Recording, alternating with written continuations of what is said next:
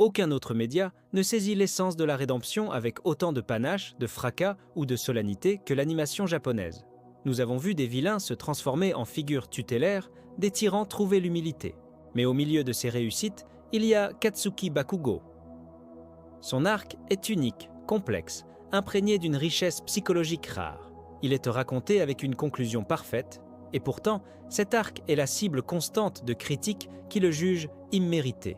Je suis là pour affirmer que cette critique est non seulement injuste, mais qu'elle manque l'intégralité du génie de l'écriture d'Horikoshi. Aujourd'hui, nous allons transformer chaque minute de ce débat en une preuve irréfutable. Nous allons plonger dans l'une des écritures de personnages les plus subtiles, les plus longues et les plus méticuleuses du shonen moderne. Nous allons décortiquer, argument par argument, preuve par preuve, comment son développement a été construit sur plus de 6 saisons. Nous allons prouver que son évolution est non seulement méritée, mais qu'elle est un chef-d'œuvre psychologique qui défie les clichés du genre. Ce n'est pas une rédemption par un coup de théâtre ou par une tragédie subite. C'est une rédemption par l'introspection, l'échec personnel et une croissance forcée par la réalité. Préparez-vous. Nous allons rétablir les faits. Pour comprendre la rédemption, il faut d'abord comprendre la pathologie. Le problème de Bakugo n'est pas qu'il est méchant, c'est qu'il est malade de sa propre excellence. Ce qu'il a subi n'est pas une malédiction, mais une surabondance de chance. Dès l'enfance, 2 facteurs l'ont contaminé. Premièrement, l'éloge constant. Son altère de l'explosion est spectaculaire, facile à maîtriser. La société MHA récompense ce type de puissance manifeste. Les enseignants, la famille, les pairs, tous l'ont applaudi sans jamais exiger d'humilité. Il a internalisé l'idée que l'excellence est la norme. Être au sommet n'est pas un but, c'est un état de fait. Deuxièmement, son intelligence. C'est l'argument le plus sous-estimé. Bakugo n'est pas seulement puissant, il est un génie du combat stratégique. Il est classé 3e aux examens théoriques de UA, devant des esprits comme Iida ou Momo. Sur le terrain, il analyse les faiblesses d'un alter en quelques secondes et élabore des stratégies complexes. Pensez au combat contre Uraraka lors du festival sportif. Il ne se moque pas d'elle, il la prend totalement au sérieux en la forçant à utiliser son plan le plus risqué, démontrant qu'il respecte l'effort. Pour lui, le respect passe par l'exigence. C'est là que réside sa plus grande faille psychologique. Son exigence de perfection est universelle. S'il est capable de tout, alors tout le monde devrait l'être. Maintenant, appliquons cette pathologie à des coups. Pour Bakugo, Izuku Midoriya est l'insulte suprême à l'idée d'excellence. Il est l'homme sans talent, l'homme qui échoue, le gamin incapable. Bakugo utilise le terme Deku non pas comme une simple insulte, mais comme un rappel constant qu'Izuku est la preuve qu'on peut ne pas être capable. Alors, quand Deku lui tend la main dans l'enfance, Bakugo ne voit pas un ami, il voit une pitié. Dans son esprit, on lui dit « Tu es si faible, si incapable de gérer cette situation, que même moi, le raté, dois te sauver. » C'est une humiliation qui transforme son complexe de supériorité en un complexe d'infériorité déguisé. C'est la graine de son comportement de harceleur. Il doit rabaisser Deku pour maintenir la fiction que le faible ne peut pas le surpasser. Et quand Deku reçoit l'One for All, cette fiction explose. Bakugo voit l'univers se moquer de sa propre valeur. Il n'est plus le meilleur naturellement, car celui qui l'a humilié a reçu le pouvoir de son idole. Sa victoire amère au festival sportif, enchaînée à la première place, est le symbole de cette dissonance. Il a gagné, mais la victoire n'a plus de sens puisque Deku, le faible, a réussi à allumer la flamme chez Todoroki, ce que lui n'a pas pu faire. La couronne est vide. Le véritable cœur de la rédemption de Bakugo, et l'argument qui fait taire toutes les critiques, est son arc de culpabilité. Ce n'est pas un arc de transformation par la gentillesse, c'est un arc de transformation par le fardeau. Premièrement, son enlèvement. Le fait qu'il rejette l'offre de Tomura Shigaraki n'est pas anecdotique. Il est le point de non-retour pour son chemin héroïque. Il était au sommet de la puissance, entouré de vilains qui l'adorèrent pour cela. Pourtant, il refuse, catégoriquement. La raison est simple. Son idole, All Might, incarne l'essence du bien et de la victoire. Pour Bakugo, la victoire et l'héroïsme sont indissociables. Il ne trahira jamais cette idée, même sous la contrainte la plus forte. Son cœur est déjà héroïque. Il est simplement mal calibré. Le traumatisme arrive après l'enlèvement. All Might, épuisé, utilise ses dernières braises pour le sauver et se retire définitivement de la vie publique. Le symbole de la paix est brisé, et aux yeux de Bakugo, il en est le seul responsable. C'est la plus grande punition qu'un personnage obsédé par la victoire et la supériorité pouvait recevoir. Il a causé l'échec de son idole. Ce poids est un fardeau psychologique constant qui le rend beaucoup plus silencieux, plus réflexif. Il se met à douter de sa propre valeur. Il est en colère, mais cette rage est maintenant dirigée vers sa propre faiblesse. Son statut de faible est avéré par le fait qu'il a fallu l'aide du numéro 1 pour s'en sortir. Cette culpabilité atteint son paroxysme lors du combat dans la zone Gamma contre Deku. C'est la première fois que Bakugo verbalise toute la complexité de son cœur. Je suis celui qui a causé sa fin, et tu es celui qui continue d'avancer avec son pouvoir. Il est rongé par le regret. La victoire dans ce combat n'est pas une victoire sur Deku, mais une explication de sa propre douleur. L'échec à l'examen de la licence provisoire suit immédiatement cette crise.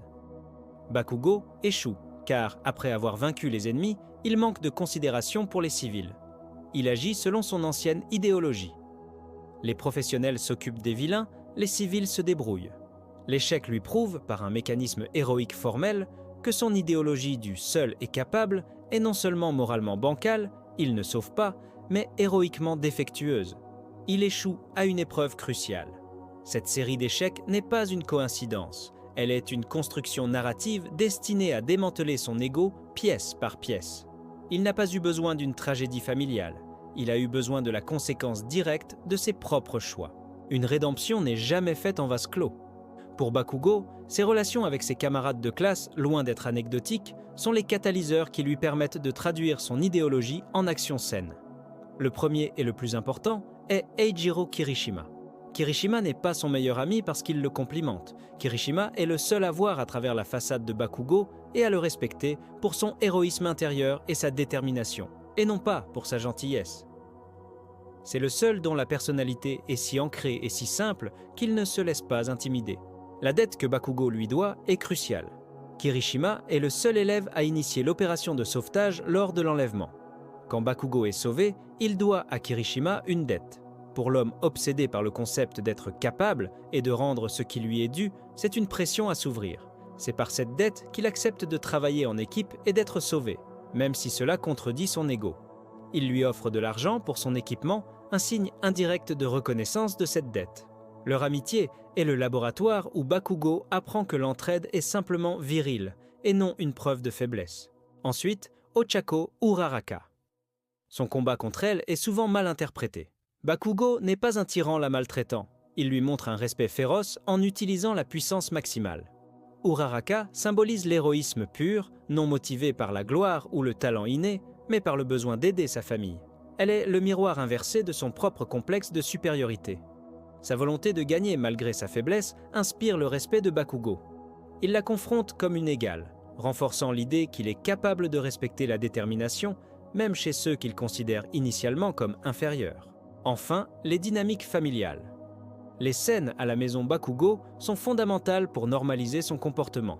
Sa mère est une version adulte de son tempérament explosif. Leur relation, bien que chaotique, est basée sur un amour et une compréhension profonde de sa personnalité. Cela renforce l'idée qu'il n'est pas un enfant abandonné ou brisé par la tragédie. Il est un enfant gâté, mal orienté par les éloges, mais qui a une boussole morale intacte. Ce n'est pas un monstre, c'est un adolescent qui doit désapprendre une décennie de mauvaises habitudes. Le chemin vers la rédemption passe par l'abandon de l'idéologie du héros solitaire. Chaque arc majeur, après sa crise de culpabilité, est un pas dans cette direction. Considérez l'arc de l'entraînement conjoint. Bakugo ne cherche plus à écraser ses camarades. Il dirige son équipe, il analyse leurs haltères et leurs faiblesses, et il trouve des moyens de les intégrer à sa stratégie. Son haltère, auparavant purement offensif, commence à être utilisé pour le mouvement de l'équipe ou pour créer des écrans de fumée. C'est une progression active vers le travail de groupe. Le véritable triomphe narratif, cependant, est son rôle dans l'arc du défi de Deku. Quand Midoriya, obsédé par l'idée d'être un symbole de la paix solitaire, s'isole de tous pour faire face à la menace de All for One, qui intervient? C'est Bakugo qui remarque la descente aux enfers de son rival. Bakugo, l'homme qui a passé sa vie à dire « je fais tout seul », est le premier à reconnaître que Deku est en train de faire la même erreur qu'il faisait auparavant. Il n'a pas besoin de l'altère de Deku, ni de sa puissance. Il a besoin de lui comme ancre émotionnelle et tactique. Il prend le rôle de l'allié, du critique et du soutien. C'est un renversement complet de leur dynamique initiale. L'homme qui cherchait la victoire seul est celui qui oblige l'autre à accepter l'aide. La phrase est emblématique. J'ai encore des choses à te dire, mais ça, c'est pour la vitesse. Il accepte un rôle de soutien en l'aidant à se déplacer. Le héros de la victoire se met au service du héros du sauvetage. C'est là que l'écriture devient poétique. Le moment le plus décisif de la vie de Deku est quand, enfant, son corps a bougé de lui-même pour sauver Bakugo du vilain de la boue. Des années plus tard, c'est le corps de Bakugo qui bouge sans qu'il y pense pour se jeter sur Shigaraki et protéger Deku. Le réflexe est enfin inversé. Bakugo, qui a appris l'héroïsme par la victoire, découvre la vérité de Deku. L'essence du héros est le simple instinct de sauver, même au risque de sa vie. Il a compris l'autre facette de l'héroïsme d'All Might. Tout culmine dans la scène des excuses. Cette scène est l'apothéose d'un arc de personnage long de plusieurs années. Ce n'est pas une simple réconciliation, c'est la résolution de chaque tension narrative depuis le premier épisode. Le choix des mots est chirurgical. Bakugo ne dit pas simplement « Je suis désolé pour t'avoir harcelé ». Il dit ce qu'il a toujours ressenti, exposant sa vulnérabilité « Je suis désolé pour tout ce que j'ai fait. J'étais obsédé par le fait que tu étais si faible, mais c'est moi qui me suis senti faible. » Il reconnaît que Deku n'a jamais cherché à l'humilier, mais à le sauver. Le moment le plus important est le changement de nom. En l'appelant Izuku pour la première fois, il retire l'étiquette de Deku, le bon à rien qu'il lui avait imposé. Il reconnaît l'homme, le père, l'égal. C'est l'acceptation de la vérité. Izuku Midoriya est son rival, et il est puissant. Ce geste brise Deku en larmes, non pas parce qu'il attendait les excuses, mais parce que cette acceptation venait de l'homme dont il cherchait le respect depuis l'enfance. C'est une libération mutuelle.